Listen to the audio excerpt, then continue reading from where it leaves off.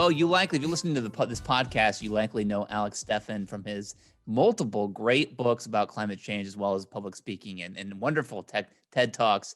And now Alex Steffen has a great new entire project called the Snap Forest. I wanted to talk to him about it now. Alex Steffen, welcome to the Climate Pod. Thanks. It's great to be here.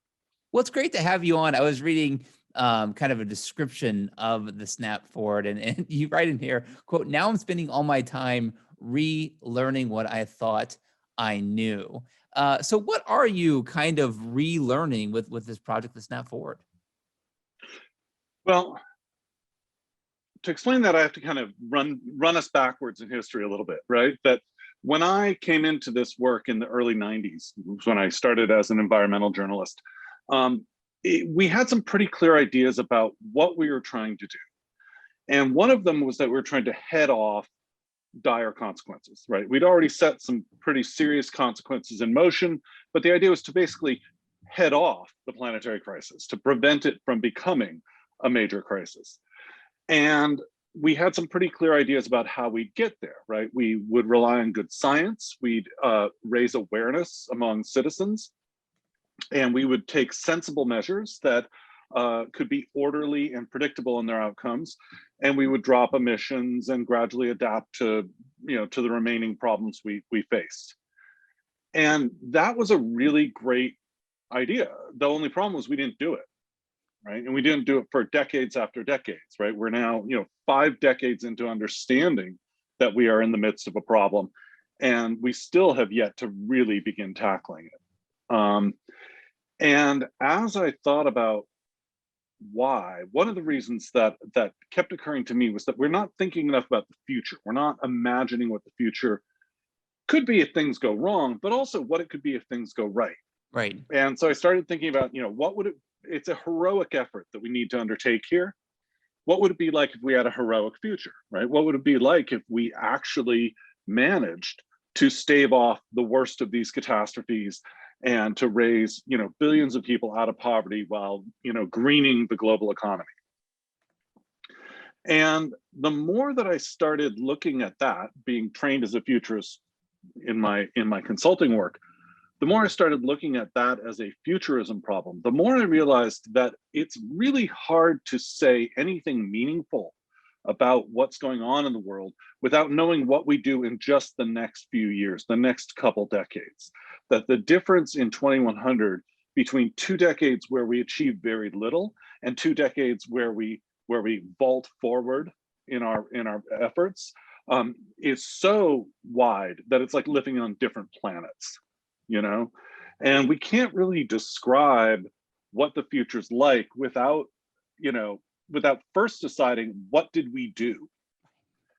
And that meant that I kind of was going out to the future, and I kind of got, like a slingshot shot me back into the present. I was trying to think big picture, long term.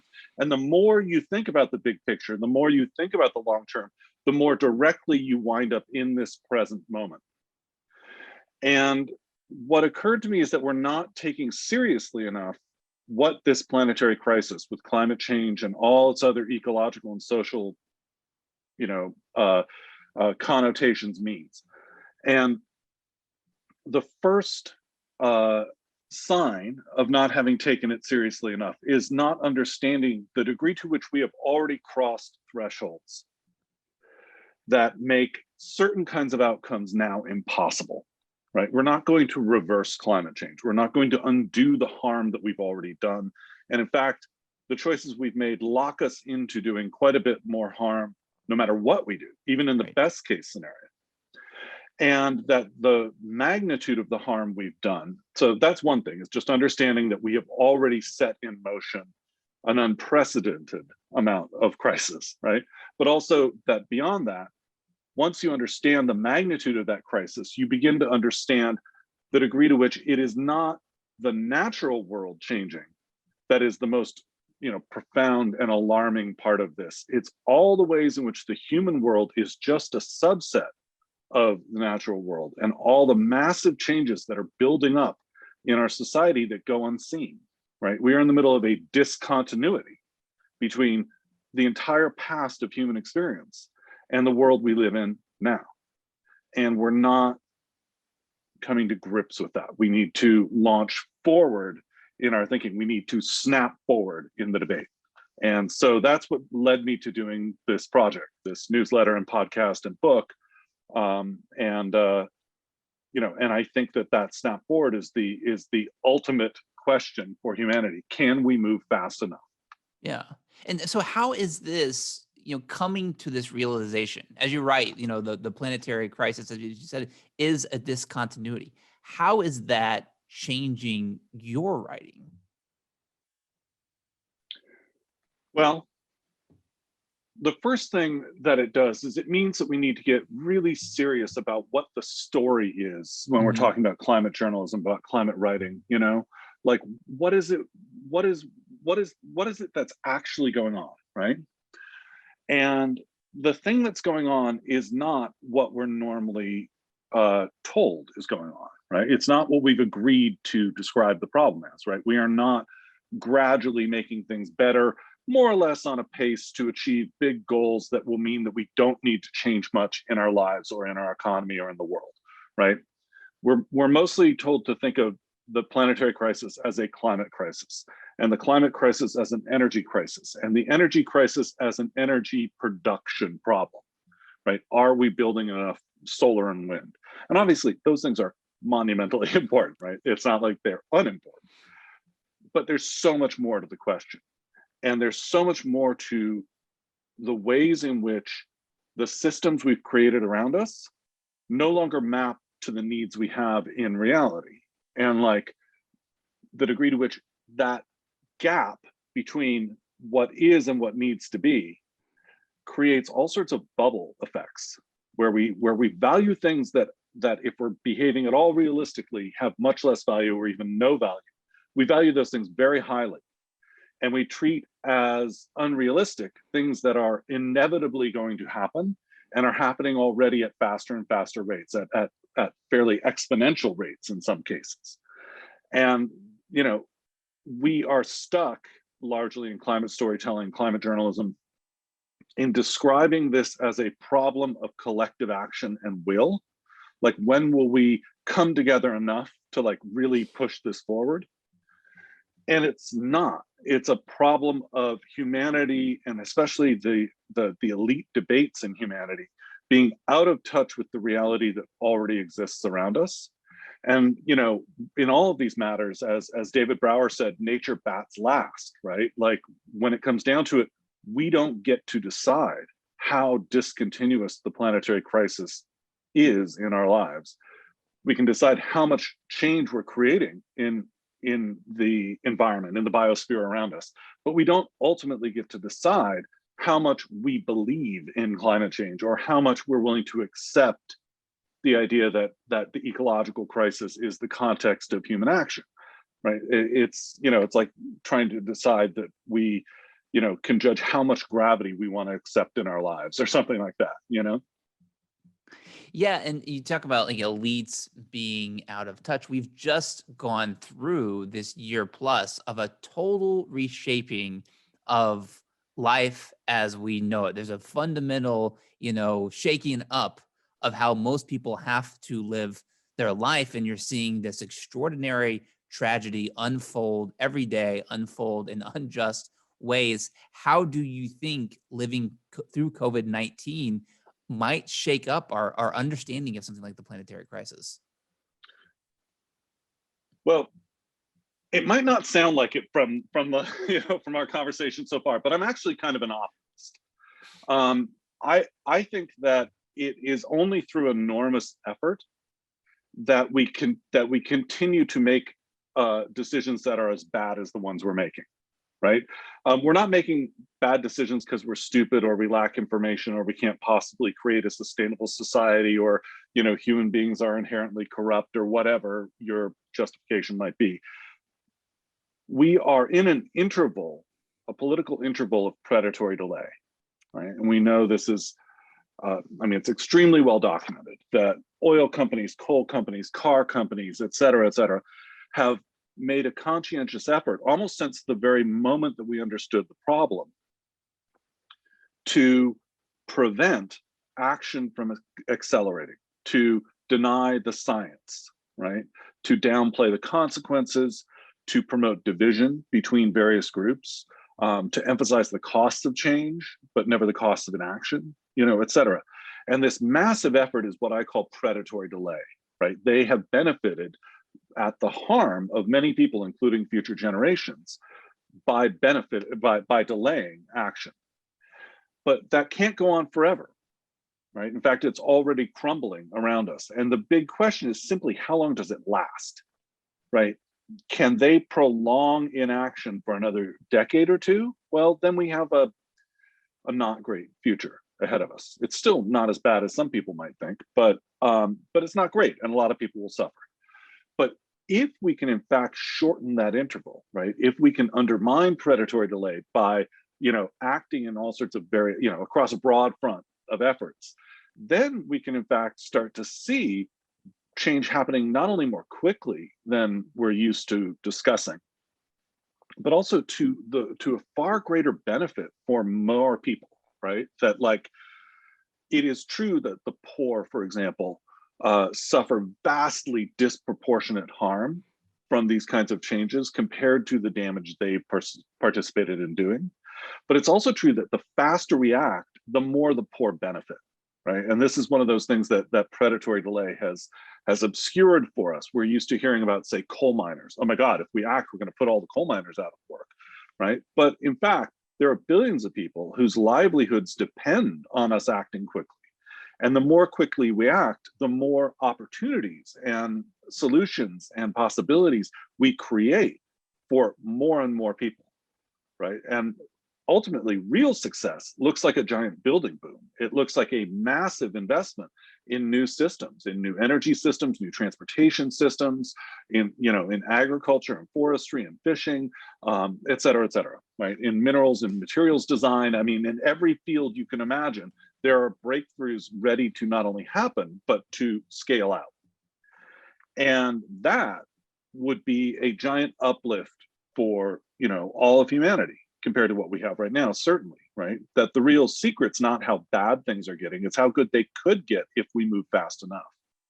You've done so much great work in your career, talking about and examining how cities need to revolutionize. I've actually been having a lot of conversations on the show about urbanization and what we need to do to improve cities, and some of the downsides of this aggressive urbanization that we are seeing across the world. There are downsides, but obviously there's upsides because cities can provide so many incredible services, and they have the ability to kind of transform in a way that can be beneficial to massive amounts of people. So as someone who has thought a ton about how to build the future of cities, which is coming regardless of what we decide to do, what would you like to see?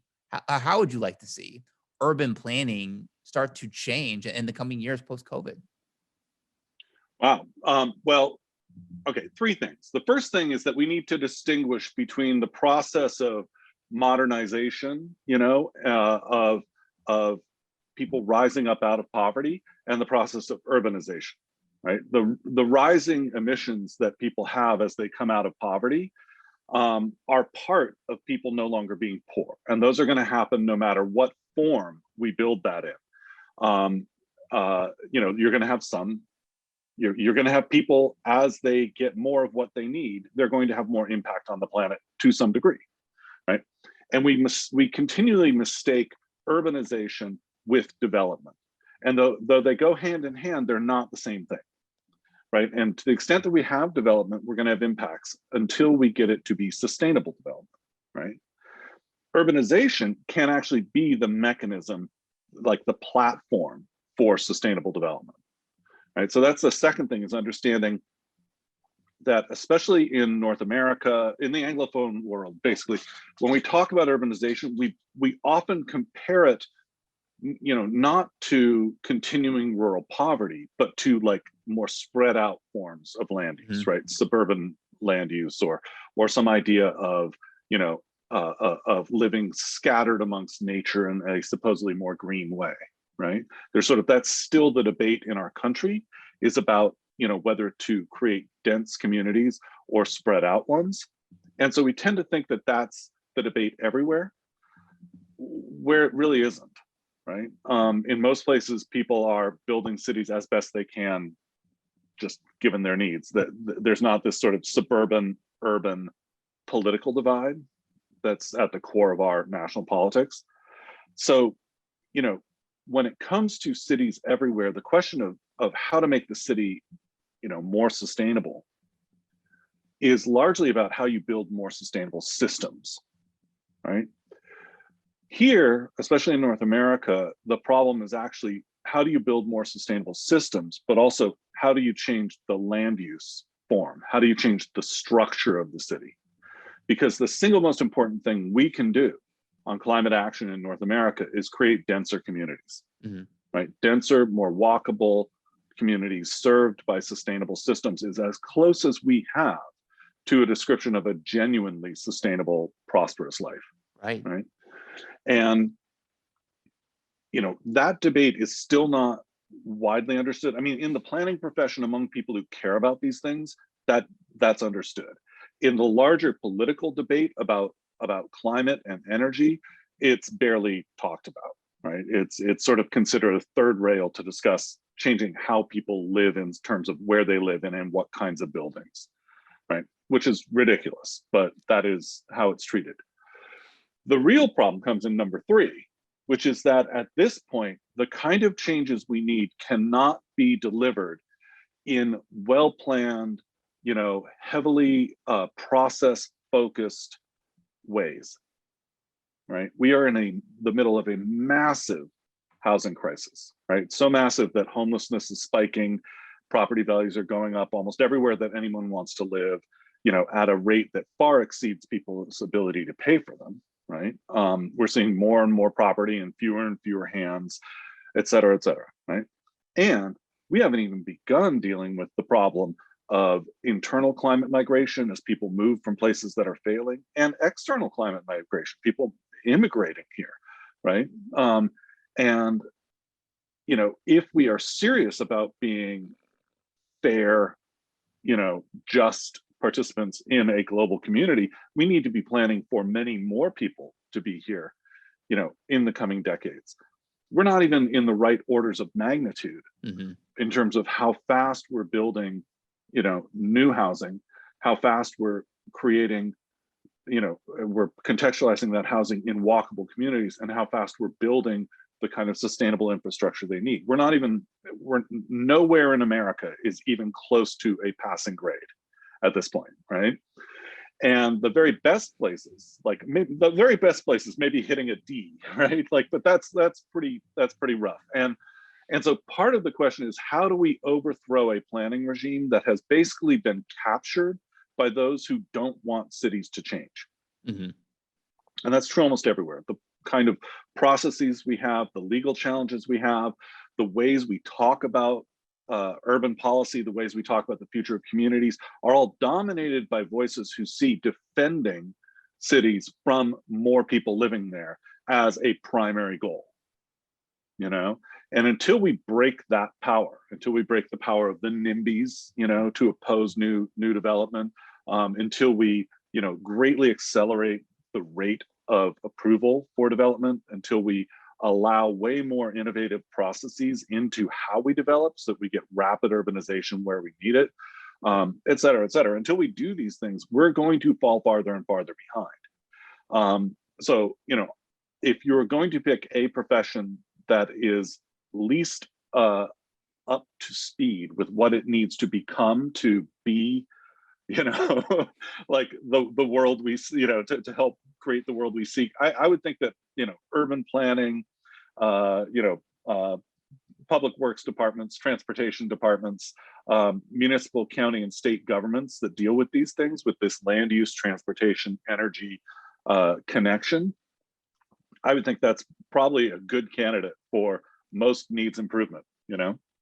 Yeah, I mean, to go back to what you were talking about earlier with the disconnect between people who are in leadership and can make decisions and the kind of crisis that we're facing, I'm curious to get your thoughts on 2021 as a year, the way I think of it, as a potential inflection point. We obviously have had a president elected with a Congress by an extraordinarily slim majority. that is at least saying that it's going to take the climate crisis very seriously. Very seriously, and we obviously have this COP26 event at the end of the year to bring global leaders together to sort of hash out more details from the Paris Agreement. So when you see these political changes happening, what do you think could possibly come out of 2021? Well,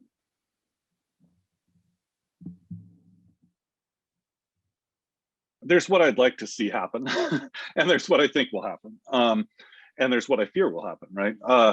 So I think the best it is reasonable to hope for in this circumstance is that what we get is policy and international diplomacy, climate diplomacy, that provides a stable base for future progress, right? That grounds us in some real change now, but also like leads us to be able to make bolder changes in the future, right? So it doesn't foreclose faster change in the future. So that, the Biden administration, some of the initial plans were, compared to anything any administration has done so far, they're amazing, right? They're incredible.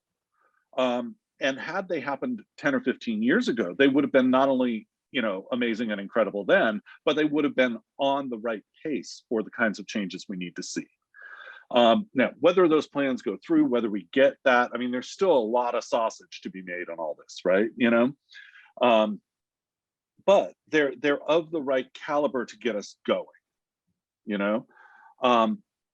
What would be amazing is to support those plans, push them through, get the best we can get now that's politically realistic, whether we're talking in the halls of Congress or, in the conference halls at COP26,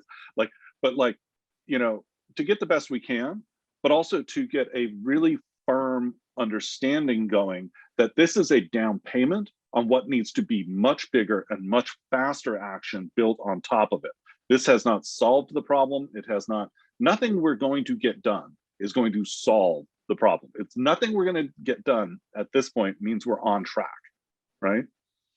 My real fear is that what we'll have is in fact broken versions of these things, right? That the GOP in the US will succeed in sabotaging all the climate components of the Biden administration plan, that, recalcitrant nations and heavily fossil fuel dependent nations will sabotage most of the progress in international diplomacy.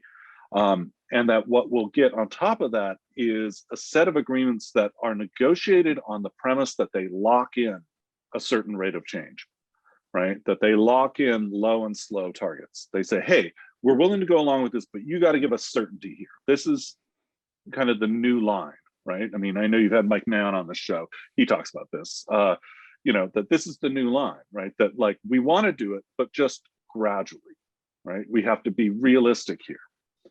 And to the extent that an agreement to not talk about going faster is built into the negotiation on any of these things, it's a loss, right? Because the reality is we have to go much, much faster. And acknowledging the need to go faster is itself a really potent force in climate politics. Because the debate about what's realistic politically is determined by those who have enormous influence in the debate, right? The debate about what's needed, right, is much more open to intervention. And the more that we talk about what's needed and what will inevitably happen to meet those needs, the less power those other predatory delay interests have to set the agenda. And so my hope is that we get good progress and we acknowledge that it's a down payment, that we have to do a lot more, that we're, that we've really got to go for broke now, right? We got these things through. Now it's time to really heat up these engines and heat up these electric motors and drive forward, right? My fear is that we're going to get not much action, and it's going to come at the cost of a new consensus that this is what can be done. And what's more, a lock-in on a slow rate of action. You've been doing this 30 years. Is your appetite for this waning at all? I mean, how do you think of yourself in this fight, because you've put together so much solutions journalism. You've been consulting on these things. You've been building plans. You've seen so many ups and downs with things that you wanted to see and the way you wanted to see us attack this climate crisis. So how are you feeling in 2021 launching this new project? Yeah, well, I mean, it's true that when Pharaoh told me to go forth and report on climate change, this was a different field than a long time ago. But yeah, well, I got to tell you, one of the aspects of this field is that there are an awful lot of people like me who've worked a long time, and many who are newer to the fields, but have still put in a lot of work, right? And there's a really widespread dissatisfaction in those groups, right? There's a lot of optimism right now, a lot of hope right now, right? There's a lot of feeling maybe finally we're turning some sort of corner, right? But these are brutal fields to be in, and I don't know a single person who's done good work over time who hasn't had to work a lot harder at doing that work than they would have had to work had they decided to do something else, right? In addition, they're tragic fields, right? Mm-hmm. Like, to be blunt, it kind of sucks to work in a field where the great wins are still enormous tragedies. Right. I mean, that's just not how you'd want it to be if you're designing your dream job, right? Like, so, hey, so your dream job, what you never say, okay, I want it to be this thing where if I do the best I can possibly do and help facilitate a whole lot of other people understanding how to do the best they can possibly do, and we all work really hard and win every fight that's possible, it's going to be an enormous tragedy that we transcend in certain ways, right? I mean, that's a hard gig. But that said, I think that one of the things that makes it very hard is this disconnect between what is real in the world, right? What we know about the world in terms of science and other, demonstrable evidence, what we understand about our societies, right? About what is true about our technological capacities and our social capacities and so forth, and how we talk about these things, even in expert debates, right? There's a real boundary in our fields where, where we are encouraged not to be unrealistic, right? Where we're encouraged and sometimes severely punished for being seen as being unrealistic or, overly, activist or, biased in your reporting or whatever. And that holds a lot of people back. It burns people out. It makes people who are trying their best to do good work unable to see how to do the work they really want to do that could be transformative.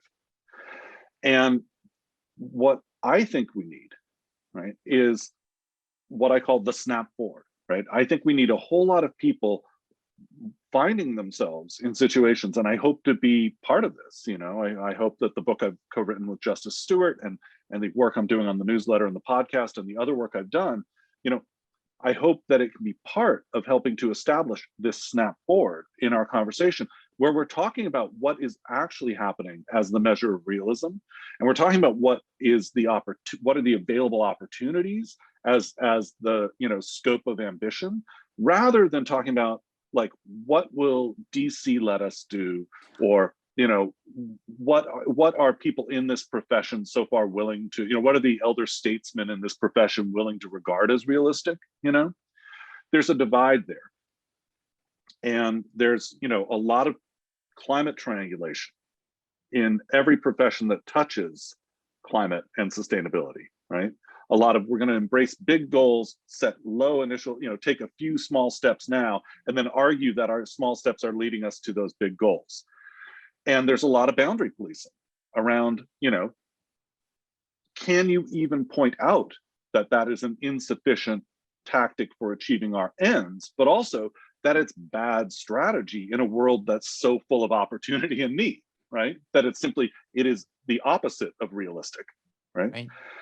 And what we need is a debate that's on the other side of that boundary, right? What we need are people understanding that these things are happening, they're real, their action is inevitable. How do we guide it to be faster and fairer, right? You know, big impacts are inevitable. How do we make sure how to best ruggedize communities and nations and our own lives in the face of that, et cetera? Having these questions about what's real now and what we do about it, and how we seize the opportunity to do something about it. You know, so I'm sorry, that was a very long-winded answer to that question, but that's where, you know, that's where I found my optimism. Yeah. Is that being able to connect to what is true and real and who we are in that. Like, who am I? You know, I've been doing this for a long time. Who am I when I'm doing this writing and the speaking? What role am I serving? Right? Am I being of service? Well, I find it a lot easier to say yes to that question. Yes, I'm doing something worthwhile, when what I'm doing is helping people have a whole different debate, right? That will, if we do it right, transform what is realistic on the ground, right? What's realistic on the ground is a byproduct of our debate, right? A byproduct of how we're allowed to discuss things, advocate for them, plan them, execute them, et cetera, right? And so if you want to change what's happening on the ground, you have to change the degree to which we are not allowed to acknowledge reality around us, you know?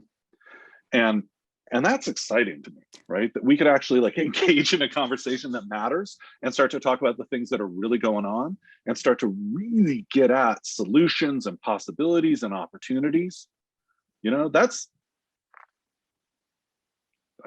should be the point of all this, right? This should be a grand adventure, right? This should be an amazing crusade to do awesome things, right? And instead it feels like trench warfare with, you know, lots of rats or something. You know, I mean, it just feels horrible most of the time. And almost everybody I know who's done this job for a long time has gone through sometimes whole years of feeling horrible about the work they do. And I would put it to you that that is not an accident, that's a deliverable, right? That people who wake up in the morning and feel overwhelmed by climate and powerless, even though they are experts, even though they're committed citizens to do anything about it, like that is what the product of predatory delay is designed to be, right? Does